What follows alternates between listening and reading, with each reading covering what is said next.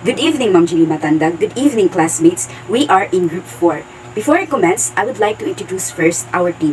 Our group is composed of 5 members who are I, Gwyneth, Agot, Jessa May Cabatuan, Daisy Rose Dole, Noel Madjus Jr, and Magsacay. We will be covering the topic entitled Teachers and the Teaching Profession in the Asian and Beyond. To prelude, it is indisputable that there are prodigious various differences, not solely towards our daily mundane, but as well as in the manner of acquisition of knowledge in this age and back then. Some of the irrefutable numerous contributing factors would certainly be, first, the endless progress of technology, second, the developing relationship from different countries around its axis, particularly towards sharing on possessed knowledge and ideas. Hence, substantial modifications are necessary if we are to choose and prepare a new generation of teachers with the knowledge, skills, and values to assist their culturally diverse and socially advantaged students in learning, resolving conflicts peacefully, respecting each other's dignity and cultures, and becoming socially responsible citizens. Now, at the end of the lesson, we are expected to identify the different changes occurring in the global teaching-learning landscape, identify the 21st century life and career skills for learners and teachers, and demonstrate understanding of the UNESCO's 4 pillars of learning as these apply to the 21st century. So, the lesson 3 will be about changing global landscape in teaching and learning brought about by factors such as the learning environment, content and processes of learning, types of learners, and other parameters of learning in the 21st century. Thus, this means that we will be discussing regarding to the learning environment, content and processes of learning, types of learners, and other aspects of learning in the 21st century that are all changing the global landscape of teaching and learning. In addition, this will also present how these challenges will be addressed by the principles underpinning the UNESCO's pillar of learning, learning to know, learning to do, learning to be, and learning to live, together from the Delors Report on Learning, The Treasure from Within, UNESCO 1992. A. The challenging global landscape and the 21st century skills for teachers. It is irrefutable that we are in the era of wordless flat world. Barriers have been broken by new information and communication technologies. Globalization has opened doors that led nations to coexist and be interdependent. However, the common future will still be more dependent on the knowledge, skills, and values of its people. Thus, globalization can be the response. This means that the progress of new information and communication technologies may have improved the global landscape and has eradicated the inconspicuous boundaries of every countries. However, we are still inevitably dependent, and the common future will certainly be still continue to be more reliant on people's knowledge, talents, and beliefs. Therefore, our solution would definitely be globalization. So, in today's social, political, and economic systems, globalization refers to the occurrence of both universalizing and particularizing impulses at the same time. Now, the concept of globalization is a challenge to simple views of globalization processes as linear territorial scale expansions. Localization means that the importance of continental and global levels is expanding at the same time as the importance of local and regional level is growing. Along with trends toward heterogeneity and decentralization, inclinations toward homogeneity and decentralization develop. Localization, on the other hand, implies an even more fundamental shift in perspective. It emphasizes the interdependence of global and local levels, led nations to coexist and be interdependent. However, the common future will still be more dependent on the knowledge, skills, and values of its people. Thus, globalization can be the response. We as future teachers of the 21st century, there is a urgent need for us to understand the new landscape that is brought about by the changes in leaps and bounds of the century. Furthermore, the development of the 21st century skills is a necessary tool for teachers. Without these 21st century tools, no teacher can survive. This means that we as prospective teachers in the 21st century, it is critical that we must comprehend the new vast field that has emerged as a result of the century's rapid developments. In addition, developing 21st century abilities is an essential tool for teachers and for us future teachers as well. No teacher can thrive in the 21st century without these tools.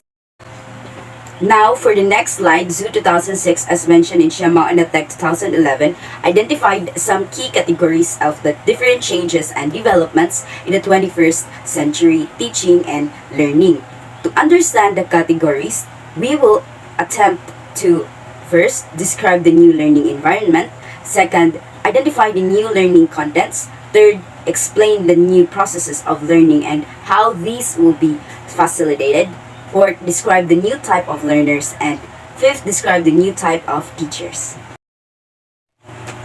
The new learning environment. The idea of learning environment has broadened from the confines of the four walls of the classroom to places and spaces that support learning. It is a place where the interactions of the learners among one another with the teacher and the surrounding happen. It is characterized by the following. First, learner-centered. Second, new spaces and borderless. Third, enhanced opportunity for creativity and innovations and use of ICT. It is certain that a classroom isn't the only epitome of a learning environment. For when we say learning environment, it should be firstly learner-centered, thus broadly encompasses methods of teaching that shift the focus of instruction from the teacher to the student, possess new spaces and borderless, hence it has no limitations. It enhances opportunity for creativity and innovations, analogous to what we mostly do in art, where it enables us to expose our creativeness. And use of ICT, which allows us to utilize the use of information and communications technology to support and enhance and optimize the delivery of information. The new learning contents. With the new learning environment and the explosion of knowledge, content or subject matter of learning has been modified. From a specific discipline or subject area, subject matter of learning has the following characteristics, which is first, integrated or interdisciplinary, second, demand-driven, third, emphasis on learning tools on how to retrieve knowledge, and fourth, balance of scientific, technological, cultural, global, local concepts. Since the substance or subject matter of learning has changed as a result of the new learning environment and the explosion of knowledge, the following aspects of subject matter of learning come from a certain discipline or subject area. First, integrated or interdisciplinary, which means we don't focus solely to one specific when it comes to learning, but sometimes it involves two or more. Second, demand-driven, which means programs focus more strongly than ever on ensuring the graduates are job-ready and have access to rewarding careers over the course of their lifetimes. It adapts to the needs of the learner and the employer. Third, it emphasizes on learning skills or retrieving information. Thus, there is an appreciation towards the regained information. And retrieved informations are a good mix of scientific, technological, cultural, global, and local ideas. So let's proceed to the new processes of learning and how this will be facilitated. Due to the advancement of the study of mind and cognition, different processes of learning and the methods to facilitate this have evolved. This include the idea of multiple ways of learning which can be mediated by face-to-face, distance learning, blended modalities, and experiential and lifelong. So first, we have face-to-face learning. So I'm pretty sure that we all know this since we've been doing this method of learning back when there was no COVID yet. So face-to-face learning is best described as an instructional method for learning materials are taught in person. So this is live interaction between the students and the teacher. Students attend their classes daily with a specific time and place, and this is what we call the traditional learning. Traditional learning is more effectively of the learning process by combining different ways of learning such as reading, writing, live discussions or interaction, group presentation, demonstration, and projects. Face-to-face communication allows the entire experience to not only be heard, but also seen and felt. However, there are disadvantages in face-to-face learning. First, travel time and cost. So you need to wake up as early as you can so you'll still have enough time to prepare for yourself. and you'll have enough time to travel so you can attend your class on time. Second, attendance times can be restricted or inconvenient. So you need to prepare ahead of time so you won't be late. Third, you will have to pay for your textbooks and also you have to buy a uniform. And lastly, projects, presentations, or some activities in school can also cost. But these are also important and part of your learning. Nevertheless, the advantages and quality of face-to-face learning cannot be found online. Next is distance learning. It refers to instruction and learning that are delivered remotely as a whole course or through a large portion of it, since face-to-face and in-person sessions between the learners and educators are limited or impossible. Technology plays a very vital role in allowing distance learning to happen synchronously and asynchronously. Now, the question is, what makes distance education different? Well, apart from a much higher degree of freedom, it is very much like traditional education. Why? Because it covers all degree levels and subjects, often delivered online. You will be taught by a lecturer, receive guidance by tutors, discuss with your classmates, and take exams. All, however, without the constraints of physical presence and strict schedules. With distance learning, you can study at your own speed from anywhere and at any time. Next is blended modalities. It is a teaching practice that combines or blends face-to-face, online, or modular learning. So by making in-person and online learning complementary, blended learning creates a truly integrated classroom where the needs of all types of learners can be met. Keeping students engaged, stimulated, and motivated also helps teachers to be more effective and make greater gains with their students. Lastly, we have experiential and lifelong learning. So, lifelong learning can be best described as the ongoing pursuit of knowledge for professional and personal benefit on a completely self-motivated and voluntary basis. Lifelong learners realize that learning should not be limited to childhood and classrooms, but should be employed throughout life and in a range of situations. Lifelong learning has a wide variety of benefits, and the best part is anyone can be a lifelong learner. Life and learning skills are enhanced in schools as part of the learning outcomes, starting with flexibility and adaptability. Even if the tasks are overwhelming, there are hindrances like household chores, other subjects activities, and just like today we are facing internet problems and such. But with the help of the teachers, by providing opportunities, these skills will develop more. Next is initiative and self-direction. As what as I've observed with today's generation, students doesn't have initiative to do things on their own without being told. That is why these skills needs to be endorsed by teacher to students by doing the same thing. It is also important for learners to know what are the benefits of having self-direction. As learners, you need to set a goal for the future to know and to manage things easily, to have a point in life, to have a purpose in life. Next is social and cross-cultural skills. Other places, especially in mountain regions and some provinces, had a very particular traditions, beliefs, and culture.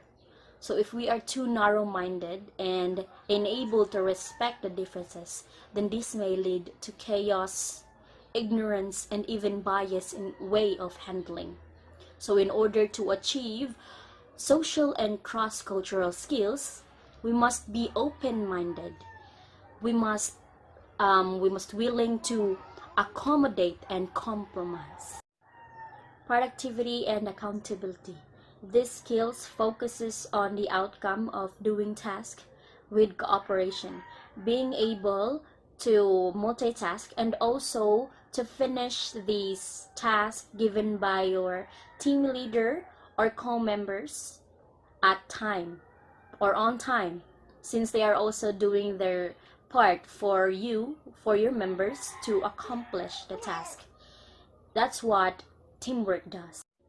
Lastly, leadership and responsibility. If you are a leader, you must possess interpersonal problem-solving skills and ethical behavior to influence and guide others. Leadership and responsibility needs to be developed by both teachers and students. Leadership isn't assigned, it is earned. That's as what the saying goes. Leaders are born, but they can also be made. The new type of teachers. Since the world is evolving, people needs to enhance as well. In order to prepare students in the new environment, new type of teachers must possess the following characteristics. I'm gonna read it. First, clear standards and accountability that their learners should know and be able to do at the end of their schooling. Next, use broad pedagogies including inquiry, based learning, cooperative learning, and other pedagogies. Skillful in the integration of ICT and pedagogy. Skillful in the use of assessment to guide teaching and learning. Great understanding of local and global cultures. Skillful in action, research to diagnose and solve classroom problem based on evidence. Practice the core values of inspiring teachers and develop life and career skills for the 21st century and beyond. That's it. Thank you.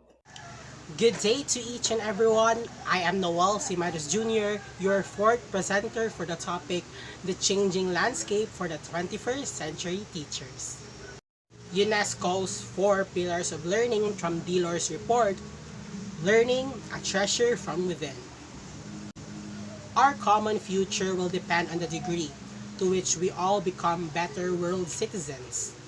There are huge changes that take place in our world. Too much is being asked of schools and teachers, hence there is a greater demand to cope and strike a balance between what is changing and unchanging. What is unchanging must remain, and so what is changing should be dealt with.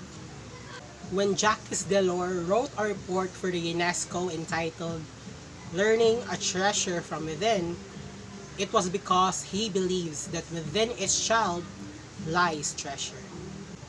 So what he basically means in that phrase, within each child lies treasure, children, or let's say the youth, have different areas and strengths that they excel with. At some point, there are fields which they are naturally good at, and that is where we can find the treasure in them. It is our job as educators to find and shape that gift and talent in them. So going back, what are these 4 pillars? These 4 pillars are the following: learning to know, learning to do, learning to be, and learning to live together. Delors strongly believes that these 4 pillars are seamlessly linked to each other. He emphasizes that when these 4 pillars, if interconnected, it could produce a significant impact, especially in the field of education. So first pillar, learning to know. This implies thirst for knowledge and acquisition of such knowledge. More so, it is learning how to learn throughout one's life. Learning is endless and timeless, right? If we are eager to explore and just be thirsty in acquiring knowledge and experience, then we'll definitely reach a point wherein this attained knowledge or learning of us can be used as a tool to empower and inspire others. So after completing formal education, there should be a great desire to gain more understanding of the world and other people. An individual who is knowledgeable is literate. Being literate is always related to being knowledgeable. When we classify a person as being knowledgeable, we associate him or her to different factors. One of it is being literate. Literacy is basically taught to us way back in our elementary days. The basics of reading, writing, and being able to comprehend. So thus the definition of the word literacy evolved through time. Here are some definitions made by the UNESCO. How is literacy defined? In 1958, UNESCO defined literate as one who can, and with understanding, both read and write, a short, simple statement on his or her everyday life. As what I said earlier. However, in the 1970s, a functionally literate person is one who can engage in all the activities to use reading, writing, and calculation for the community's development. Further on, in 2000, literacy was defined as the ability to read and write with understanding, a simple statement related to one's daily life. It involves a continuum of reading and writing skills and often includes numeracy. We can see in this period of time that numeracy, the numbers, are now considered for a person to be known as a literate one. However, the UNESCO International Expert Meeting in 2003 redefined literacy as the ability to identify, understand, interpret, create, communicate, and compute using printed and written materials associated with varying contexts.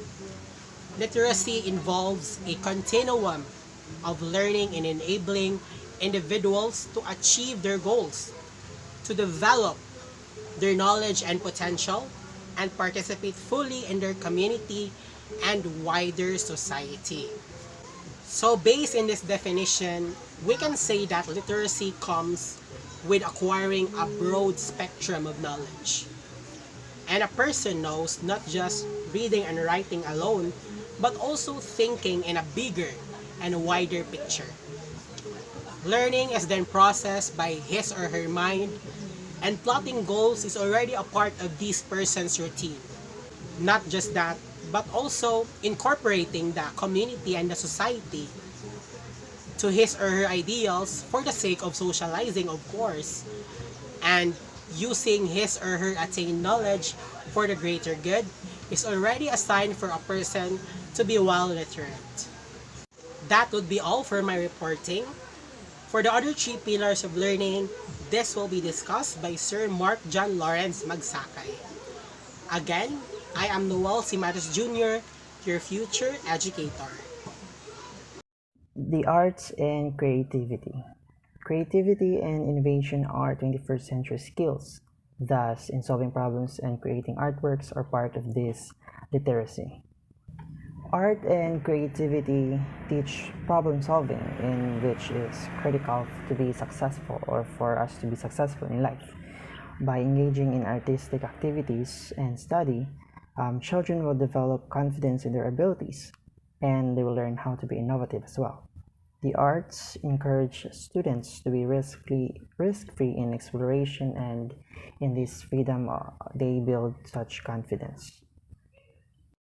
Ecoliteracy, acquisition of knowledge about climate change, pollution, loss of natural habitats, and biodiversity. Solutions on how these environmental problems could be addressed must be practiced.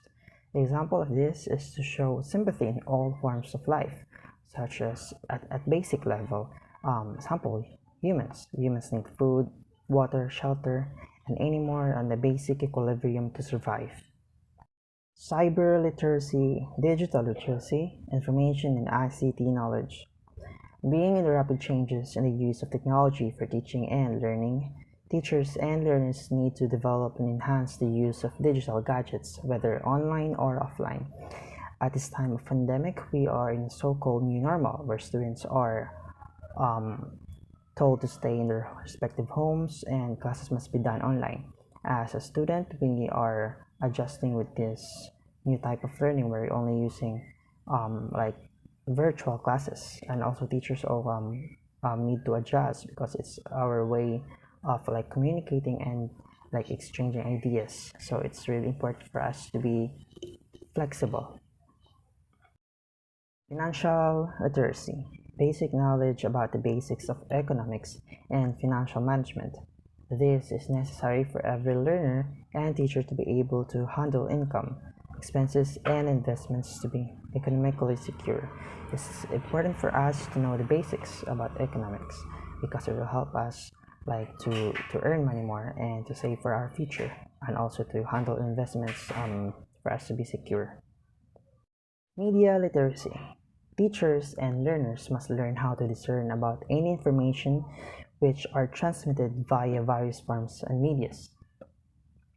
Example of this is right now we are using cell phones and we're uploading videos in any forms of media, Facebook, YouTube, and TikTok, and anywhere where we could get informations, where we could discern about these certain informations for others to learn and to like give them the idea of what's happening all around the world. And also teachers must be also literate about this type of literacy for all for them to know about the latest happenings. Social emotional literacy, knowledge about social dimensions and social skills that are appropriate in the context of society. Emotional intelligence must be also developed to be able to effectively manage the stresses due to the changing environments of the 21st century society.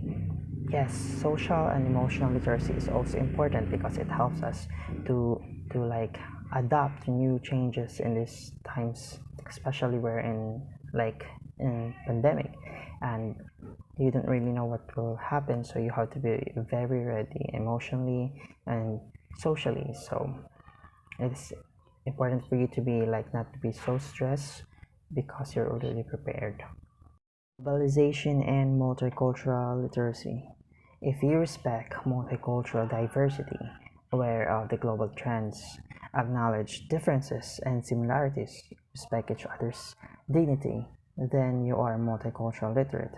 As a teacher and also as a Filipino citizen, and a netizen, it is important for us to be multiculturally aware about the differences of other people, like their skin, their language, their religions, their beliefs, and the places where they came from. All of us are different, but what makes us similar is that we're all humans, and what we have to do is to show respect and dignity to other people, that you are accepting them as one and not seeing them by how they look or what they wear or what they believe.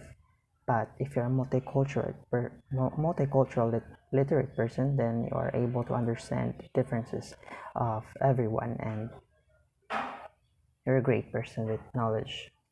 Learning to do. How can the knowledge and methods be incorporated and enhanced towards the development of skills? To apply knowledge, one must have the 21st century skills.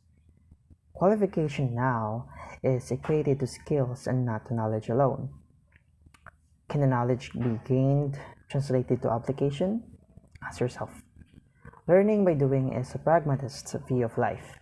Knowledge acquired is nothing unless applied in daily life. Learning to be. One of the most difficult things to do among the pillars is learning to be. It implies developing the potentials of each individual. Continuing education must improve self-knowledge and self-esteem. What would you be like? Answer to this question will require self-analysis, reflection, social skills, creativity, and personal discovery. At this point in time, have you decided that you should really become a teacher? Do you have now the skills that enable you to become one? Ooh, learning to live together. This refers to the relationships among people. It is bringing in together as a community to work harmoniously, to live in peace and prosperity, and to show respect and concern for others. It refers to interpersonal skills that will enable people to live side by side with others at home, in school, in the community, and the whole world. All the pillars are interested with each other as a basic principles. One pillar will not function if it stands alone. There is need to connect in order to address the 21st century learning demands for teaching and learning.